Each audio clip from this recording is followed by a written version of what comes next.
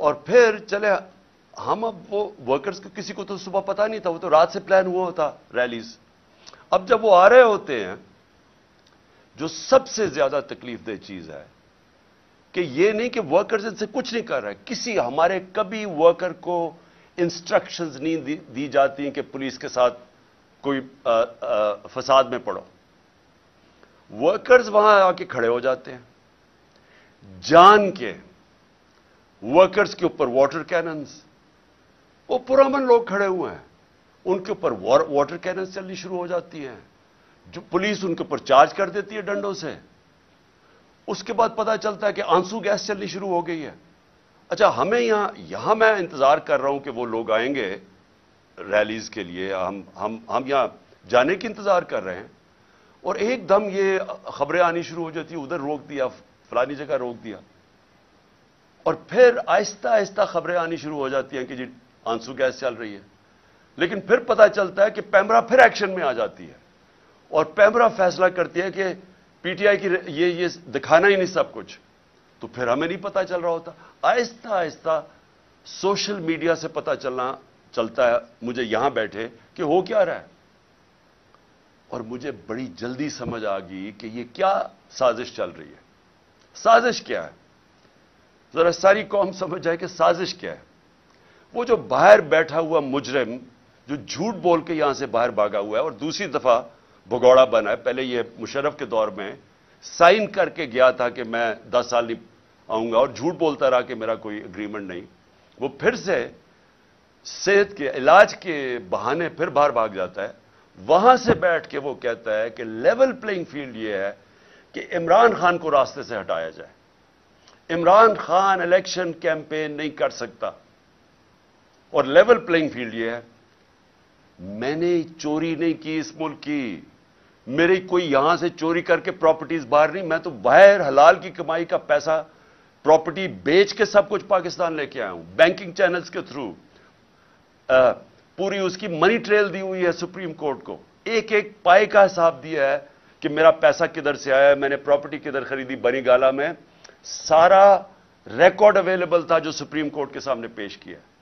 یہ جو وہاں بیٹھ کے نواز شریف لندن سے لیول پلئنگ فیلڈ کی بات کر رہا ہے, یہاں سے اربوں روپیہ چوری کر کے لندن کے سب سے مہنگے علاقے میں پراپرٹیز لیتا ہے.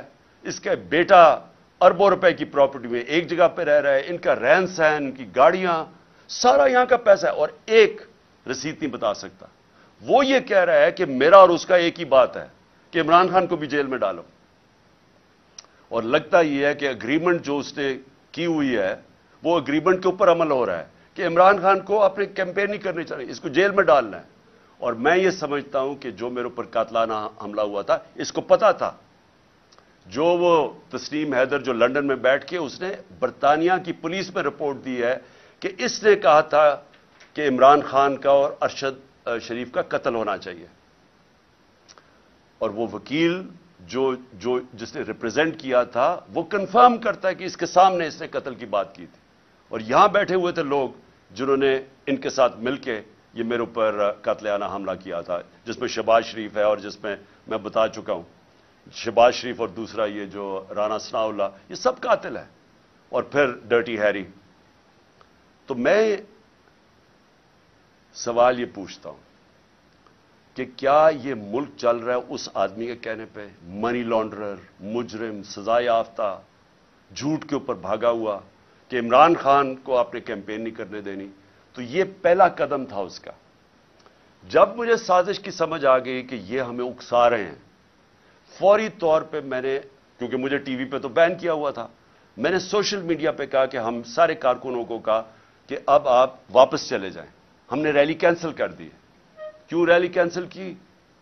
کیونکہ مجھے سمجھ آ گئی تھی کہ یہ آپ تصادم چاہتے ہیں, اور یہ میرے اوپر ڈالنا تھا کہ عمران خان نے یہ سارا کچھ کروا دیا. تو میں نے ریلی کینسل کر دی. لیکن مجھے تب تک پوری طرح علم نہیں تھا کہ ہوا کیا ہے. آہستہ آہستہ ہمیں خبریں آنی شروع ہوئیں کہ انہوں نے کس قسم کا ظلم کیا. میں یہ چاہتا ہوں کہ صرف یہ 30-40 سیکنڈ کی یہ ہم نے ایک ویڈیو بنائی ہے, آپ ذرا دیکھیں کہ یہ لگ رہا ہے کہ ان کے اوپر کوئی بہت بڑا یعنی تحریک انصاف کے کارکنوں نے کچھ کیا ہے. یہ ذرا دیکھیں کہ وہاں انہوں نے پولیس نے کس بے دردی سے جو کیا، یہ دیکھیں پلیز. کیا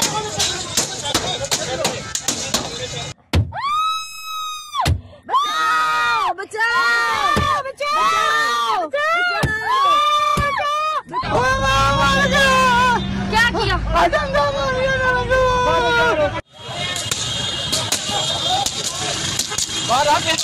انہوں نے کچھ ملایا، ہمیں نہیں پتا انہوں نے کیا ملایا. کیا حال ہے شاہ جی؟ آپ کو بھی پکڑ لیا تو پھر اب کیا جاتا ہے آپ کا؟ کوئی بات نہیں، خاص کی خاطر جان بھی دینے کو تیار ہے. یہ مقبوضہ کشمیر کے نہیں، یہ پاکستان کے ہیں. یہ اپنے لوگوں کے اوپر ہو رہا ہے. درجنوں گاڑیاں توڑی. وہ جو خاص طور پہ تکلیف دہ چیز سب پاکستانیوں کے لیے ہے کہ وہاں عورتیں بیٹھی ہوئی ہیں گاڑی میں، ان کے سامنے وہ ان کی حالت دیکھیں کہ کوئی بھی شریف لوگ جا رہے ہیں اور ان کے پولیس حملہ کر رہی ہے اور ڈنڈے مار کے شیشے توڑ رہی ہے. ان کے حال دیکھیں. یہ کوئی لڑنے نہیں آئے تھے لوگ، یہ پرامن ریلی میں شرکت کرنے آئے تھے. اور اس کے بعد جو انہوں نے ذل شاہ جو علی بلال سے کیا، مجھے تو آہستہ آہستہ ساری رات پھر مجھے لوگوں نے ویڈیوز بھیجی اس کی کہ وہ ایک اسپیشل چائلڈ تھا. اس کے والد سے میری ملاقات ہوئی، پتہ چلا کہ وہ اسپیشل چائلڈ تھے لیکن وہ ایک دیوانہ تھا. تو اس کو سوچیں کہ جس بے دردی سے اسے قتل کیا گیا، جھوٹ بولا گیا کہ نہیں جی یہ تو کوئی پرانی، جب اس کو اٹھا کے پولیس لے کے جا رہی تھی، آئی وٹنسز سامنے ہیں، سب کو پتا کیا ہوا. اس کو اٹھا کے لے کے گئے اور اس کو جب قتل کیا اس کی سڑک کے اوپر اس کی لاش پھینک دی. ایک ڈرائیور نے اس کو اٹھا کے سروسز ہاسپٹل لے کے گیا. یعنی کون اپنے لوگوں سے یہ کرتا ہے؟ کون؟ جرم کیا تھا اس کا؟ اور وہ جو ذل شاہ تھا، یہاں ساری شام میرے گھر کے باہر بیٹھا رہتا تھا، سارے لوگ اس کو پسند کرتے تھے. وہ ایک ایسا انسان تھا، یعنی وہ کسی کا کوئی بگاڑ ہی نہیں سکتا تھا.